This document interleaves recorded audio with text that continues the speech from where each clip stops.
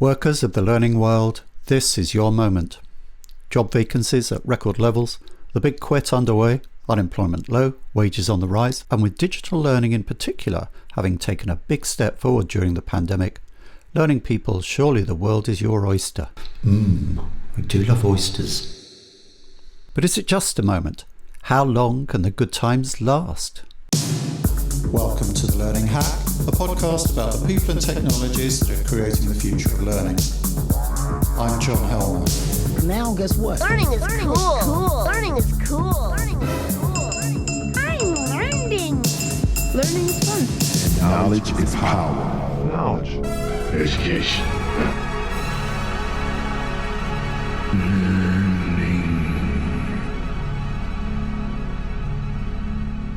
There's been a huge amount of upheaval in the job market over the last 2 years, and there are no signs yet as we record this podcast of the situation calming down. Learning is a particularly volatile space, and we know these issues affect pretty much everyone who listens to this podcast. So we wanted to hear from somebody at the very centre of the maelstrom, somebody who can answer a lot of the questions you will have. Kate Fitzgerald, Head of Fact, tell the people who our guest is this time. Hack Facts. Nick Jones is an owner and director of Blue Eskimo, the UK's leading recruitment specialist for the L&D, training, e-learning and learning technologies sector. Nick's career in learning started over 20 years ago as an account director for two major training providers before co-founding Blue Eskimo in 2003 with Nick Bate. Nick holds an MBA from Aston University Business School with a focus on organisational development. So, Jay Curtis, Head of Themes. What themes did we cover in our chat? You talked about the Great Resignation, you talked about the state of the labour market in the UK and abroad, and of course you talked about the rise of home working, which has become such a salient feature of the current working scene. You also covered changes in the skill set for working professionals, including the growing importance of digital skills. It was great to hear Nick's view of all these issues, a real insider's perspective from someone who sits at the interface between the needs of employers and those of the workforce. So if you're a talented individual looking towards your next source of employment, or an employer perhaps wondering how you're going to attract the brightest and best to come work for your organisation, this one's for you.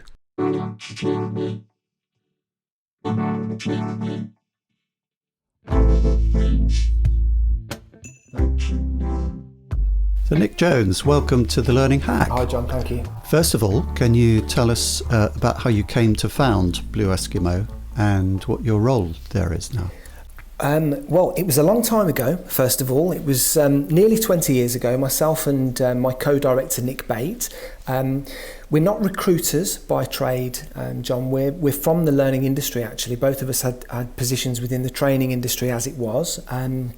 We wanted to set up a business, and genuinely the only business that we could think of where we could add value was a business where we could leverage our network, people, essentially. So we decided to become recruiters, and as I said, that was nearly 20 years ago. We work with a really, I suppose, an eclectic mix of organisations, clients, vendors, providers of learning services on the one hand, L&D and OD, consulting practices and digital learning companies. And on the other side, corporate organisations, internal learning and development functions. And no rhyme or reason in terms of sector. So it could be anything from a retailer to a hedge fund. And it can be in predominantly the UK, but we also recruit in the US and in Europe also, typically for more strategic roles. So one of the biggest topics in recruitment at the moment is the so-called Great Resignation. I hear a lot of conflicting opinions about this, that it's a cliff edge, that on the other hand maybe it's just a blip, that it's a US-only phenomenon, or that maybe it doesn't exist at all. As someone at the centre of recruitment, I'm really interested to hear what your angle is on this. Give us your hot take. Okay, so my view is that it does exist, and I think Forbes referred to it as a great reshuffle, which is, I think, probably more accurate for what we've experienced, particularly in the UK market. So reshuffle rather than great resignation, because ultimately for every person that's leaving a position, particularly in learning and development, it's essentially creating a gap in the same position that they were leaving. So it's a never-ending cycle. We've seen an increase just for 2022 of about 65% in terms of vacancy volumes on a like-for-like basis.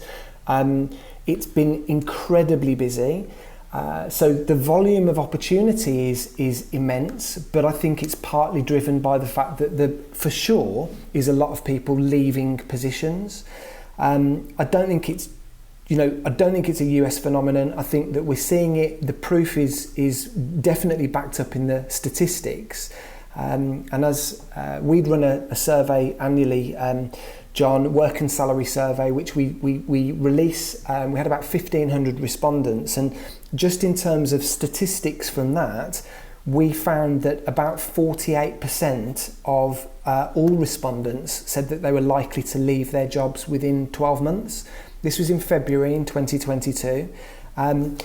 We also found, which I thought was also very interesting, was what the primary reasons were. So in asking the question around their primary reasons for leaving jobs, we would have probably expected it to be maybe more geared around the financial side of things, remuneration, comp and benefits.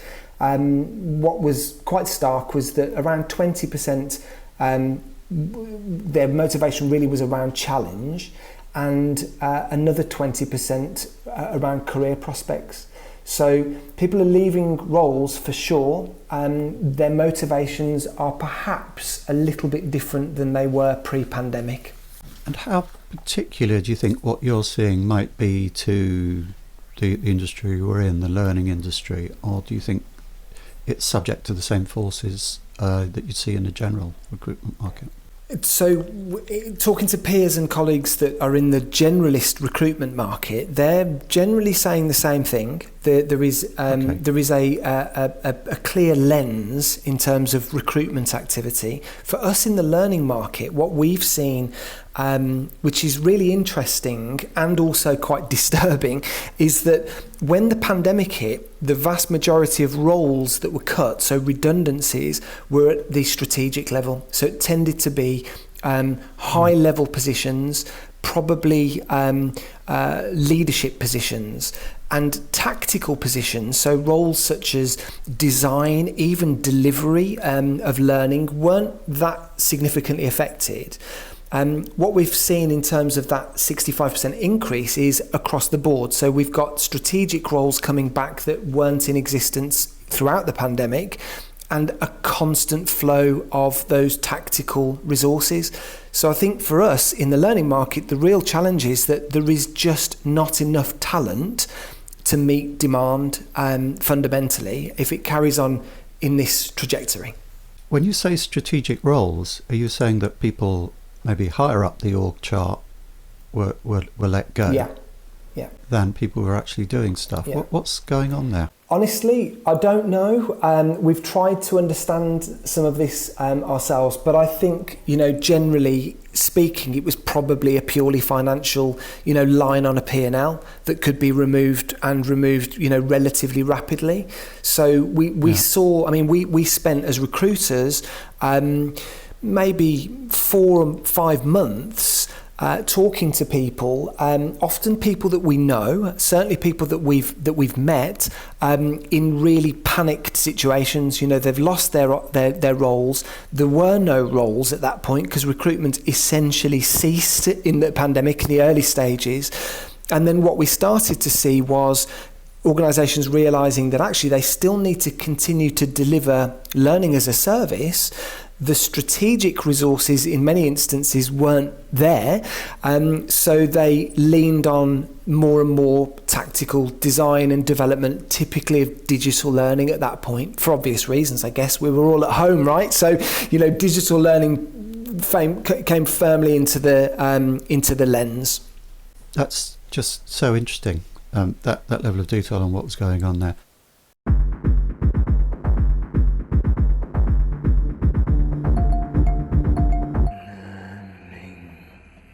So pulling back a bit, speaking more broadly, How would you sum up the current state of the labour market here in the UK and elsewhere? Because obviously you deal outside the UK. So I guess we're specialists in learning and development, so I can only probably speak to the learning and development space, but at a broader level, I mean, you know, economists are telling us that there are more roles out there than there've ever been. I think 1.4 million vacancies in the UK currently. But what it doesn't really do is break down what those vacancies are and in what categories. In the learning sector, what we're definitely seeing is that there is a increased demand, some of which is being driven by the learning tech community. What I mean by that is a lot of platform and a lot of organisations from outside of the UK entering the UK. So they're looking at sales resource, they're also looking at design, project management, customer success, and you know, the only way for them to hire that skill set is to take that skill set from a pre-existing incumbent in the UK market, creating more vacancies, which is good for recruiters, right? I'm not complaining, John, as a recruiter. In the more general sense, what we also see is learning design and development of digital assets in particular, but also the pivoting back to face-to-face delivery, even if that's being done virtually. So what then happens is corporates bring back those strategic learning leadership roles and then decide that what they need to do is to beef up and to develop their internal teams, so they start hiring more instructional designers and content authors and even delivery resources, project managers, etc. And again, what that does is it creates a pent-up demand, which we're experiencing even at the moment, for sure. And there are a lot of threads in that, really. I'd like to tease out in a later part of the interview. Sure. But I noticed you've got a category on your website called home-based jobs. A lot of people got used to doing their jobs from home during the pandemic. I've always done my job from home. Lucky in that way. Quite a lot of them, it seems, want to carry on doing their jobs from home, because when they've been working at home during the pandemic, they've discovered what a cushy life Helmer has. Want to do the same, perhaps. That's a joke. Not everybody wants to go back to the office now, at least not full time, and we've seen that there's been a kind of stalling in the return to offices, generally reported in the FT. How are employers dealing with this new situation in your view? I think the caricature we get is the bosses want the workers back in the office, the workers want to stay at home. Is that true? All of the above, in the sense that, look, the reality is people don't want to go back to offices. They don't want to go back to offices because they want flexibility. They've always wanted flexibility, and in some organisations it's been there pre-pandemic. Now it's forced, because the labour market, again, I can only really speak to the learning and development space, really is not in a position to insist that people work the way that perhaps they did pre-pandemic. It's also very true that many roles within learning and development actually lend themselves to hybrid and home working. Peace and quiet, creativity, they're all things that potentially can be done almost better from home. So what we are seeing is organisations trying to get individuals to go back to an office environment probably on a 3-day week. There's resistance to that, and organisations are not achieving that. Even that's the stated aim. They're not really achieving that, particularly in the large conurbation areas. We do know from the survey that we conducted that remote working, from a perception perspective, is working. We asked the survey to what extent they agree with the statement that remote working has been a success, and probably unsurprisingly 90% agree. We also asked how successful social connections have been throughout the pandemic whilst working from home, and again 90% saying that it's been either successful or very successful. So individuals feel that their ability to work in a hybrid fashion and a home-based fashion is not only something that they want, but they feel is also beneficial. So I don't know how we're going to get people to go back to the office, if that's even what we want, John, you know? So your survey now, perhaps I should ask if we could drill into who's in that base, and do you have a representation from the employers, so to speak, the people in the leadership roles and C-suite, and whether there's a difference in how they answer that question to how the employees answer that? Is the perception with management, is it a common one that yes, home working works? I mean, anecdotally, I would say absolutely. Because it's not just the workers, it is also those more strategic resources, individuals that are still working from home. So this is a personal thing, it's an individual thing. I don't think we can say, you know, bosses want people to come back to the office. I think organisations would like to have people working in an office environment at least reasonably regularly, but that's a training, mentoring, well-being issue, not, I don't think, an issue as to whether people can be productive. I suppose, I mean, I would assume that one thing that is quite individual about our industry is that it is something that can be done virtually quite a lot. I mean, obviously, say you're training airline staff and you have to show them how to evacuate a particular type of airplane. You know, you might want to have that big mocked up airplane that, you know, we see in training centres for that particular kind of use, and there are a lot of examples of that.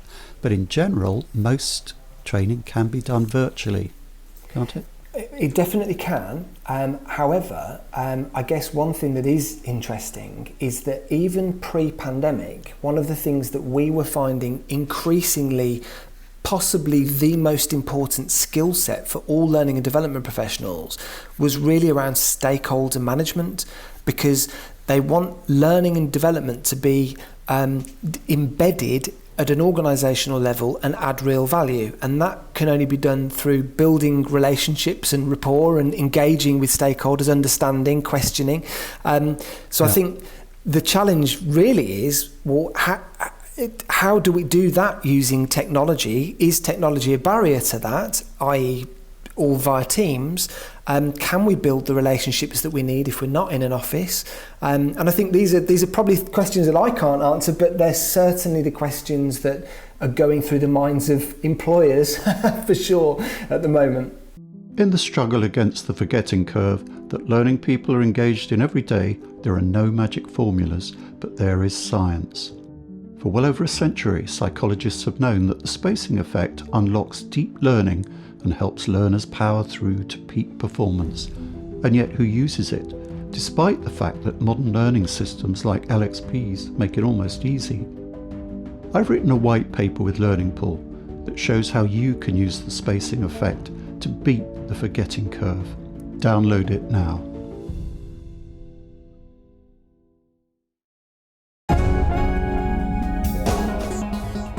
The Learning Hack podcast is supported by Learning News, the learning sector's newswire. Rob and his team are good friends of the podcast, and we really value the help and advice we've had from them, and they do a great job. For the very latest news from around the learning sector, for interviews with learning leaders, the latest from learning sector vendors and features on workplace learning, go to learningnews.com.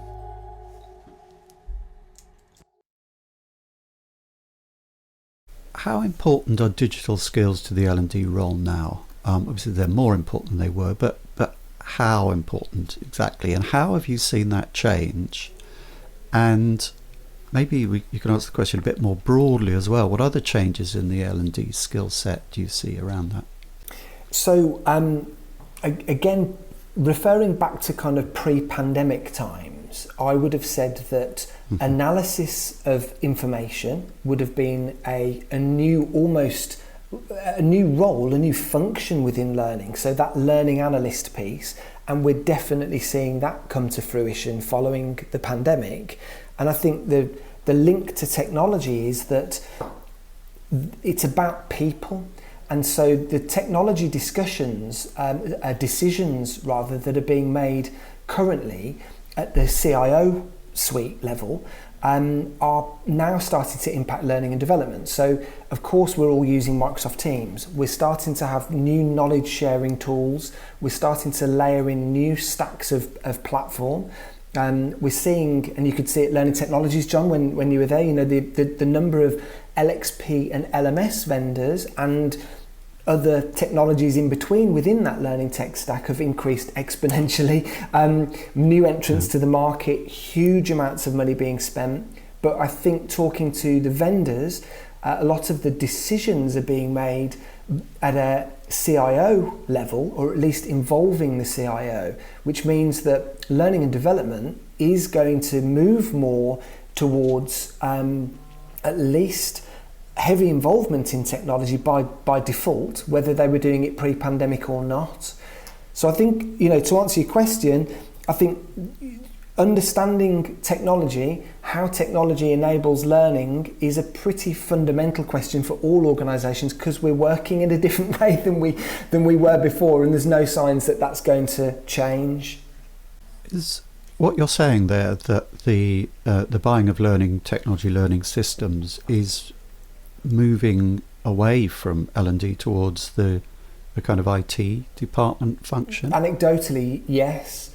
That's interesting, because it moved the opposite way. You know, if I go back kind of 20 years, it was initially thought this would be an IT sale, and then after a while people realised no, you know, they don't understand what's needed of a learning management system. More expertise grew up within the learning department, so it became an L&D buy. But you're saying it's now more of a strategic IT buy? Certainly from a platform perspective, because there's so much deep integration with HRIS systems now, because of Teams, particularly Teams, because most organisations are kind of Microsoft houses. Suddenly Teams, SharePoint, knowledge sharing, speed of knowledge sharing, encryption, all of these issues that really they may have existed in some sectors, but they're now existing in all sectors because so much of the workforce is working from home. So the learning and development function, if it's in an organisation that is hybrid or remote, has to involve technology possibly in a deeper way than they did before. But a lot of those decisions are perhaps a little bit broader. And now we are seeing involvement from, for sure, the CIO or you know, IT department as was.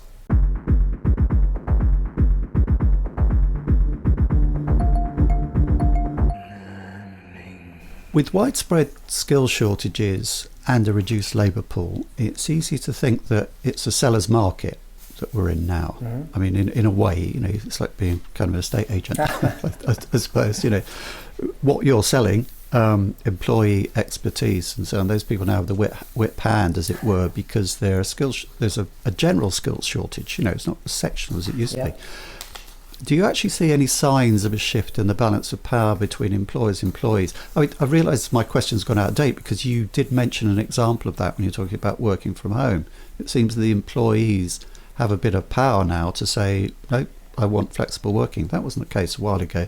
I remember a job interview where an employer said to me, we will give flexible working after 3 or 4 years as a kind of reward. We certainly wouldn't think of it from an employee, even, you know, pretty senior marketing role as after. So do you actually see any signs of a shift in the balance of power between employers and employees and in a broader way? And if so, is it a blip or a more long-term change? We're just going to go back to normal in the next couple of years. Sorry, several questions in there, Nick, and I did warn you. I tend to ask rather long questions.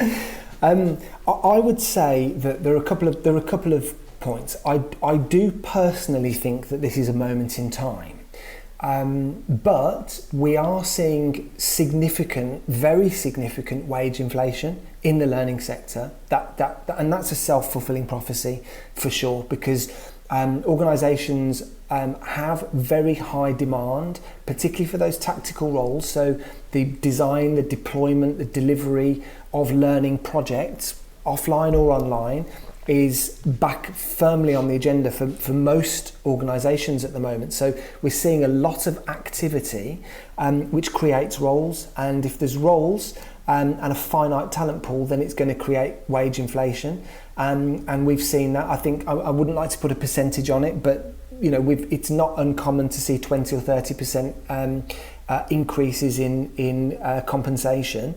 Wow. Candidates are in a very, for some skill sets, luxurious position of really being able to ask for whatever they want to an extent. Employers, in some instances, are doing that as well, because competition's high. There's wage inflation. They're relaxing rules around home working.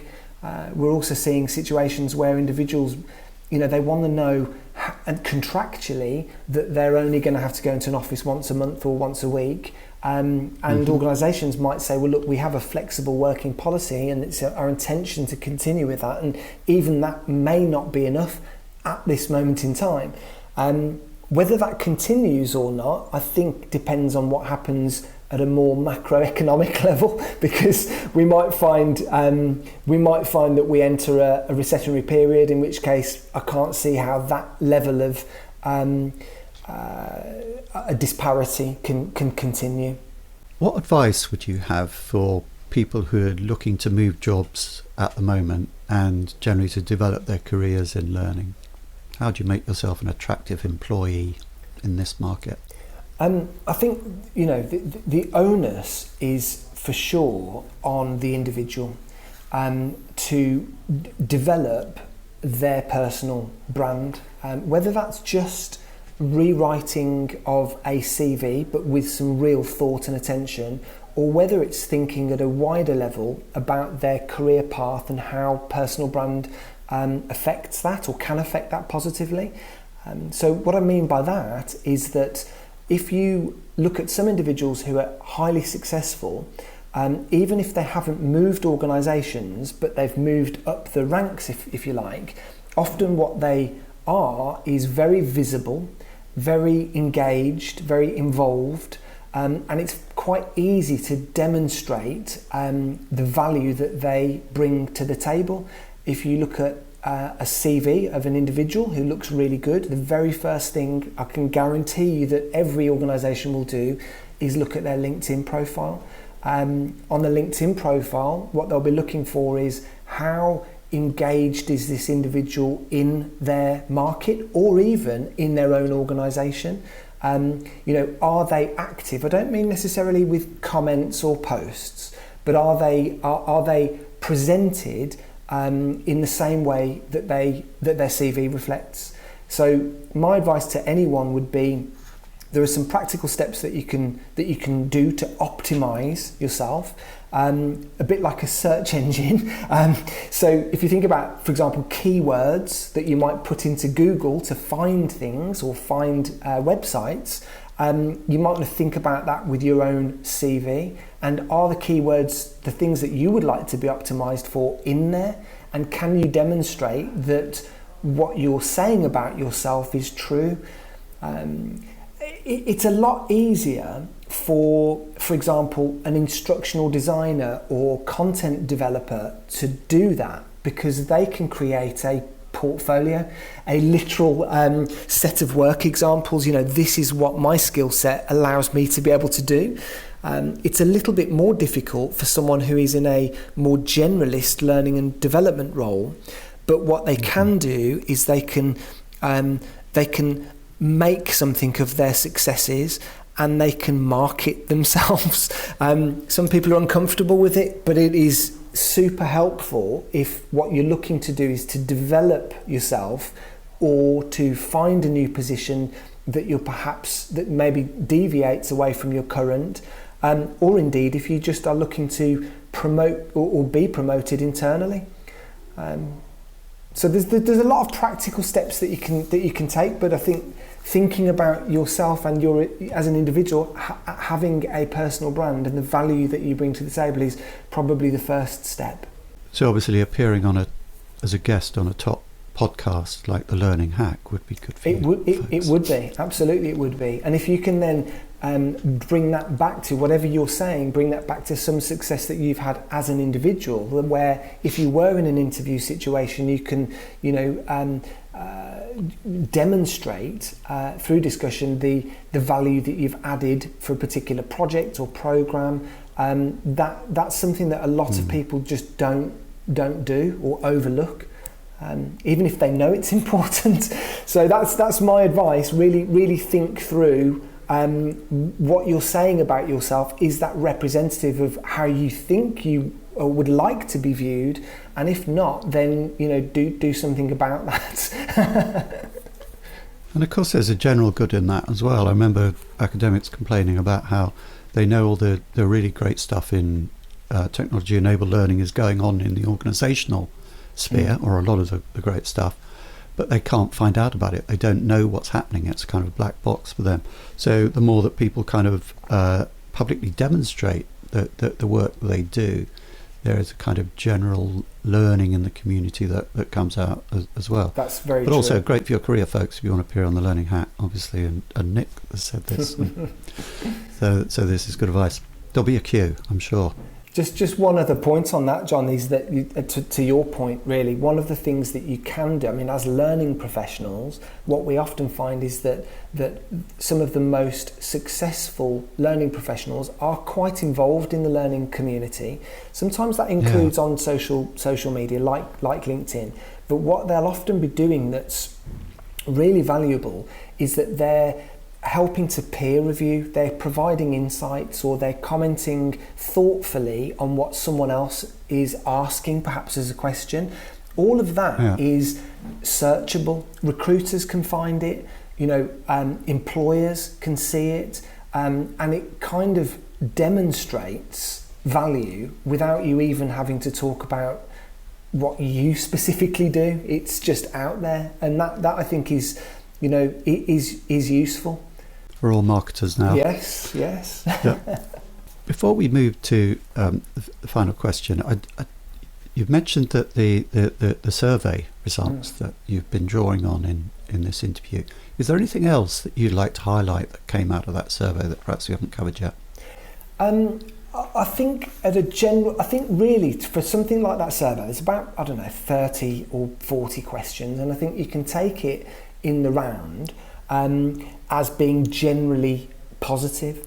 There are some nuanced answers in there which suggest what we already know. So for example, the Great Resignation or Great Reshuffle, you could kind of predict, because of the way people were answering questions. When 47% of people say that they're looking to move jobs, there's a reason for that. And what we were able to draw out to a certain extent is what those reasons were.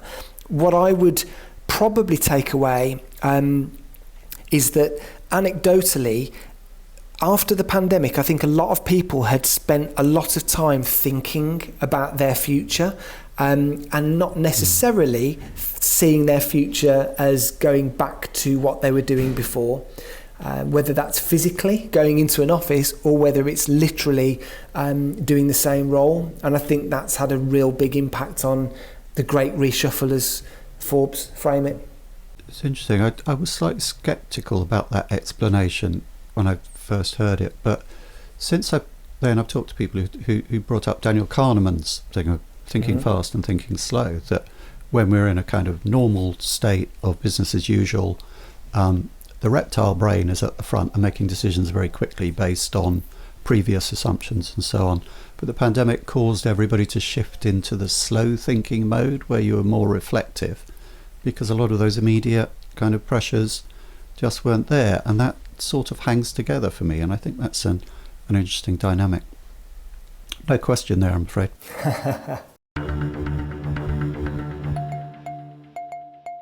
Coming to the last of the questions, we asked what advice you had for people looking to move jobs. So the other side of that is for employers. What advice would you have to employers who want to attract the best staff and make themselves attractive to employees? Because obviously they have to do that now.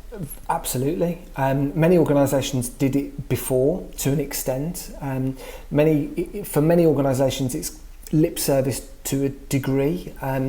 But just like with the individual personal brand, employers, many will need to really think about their employer brand. One of the best ways of doing that is to really engage your own employees, because if you've got employees that are advocates for what you do as an organisation or a team, that can have huge value. One of the ways of doing that is, again, on social media.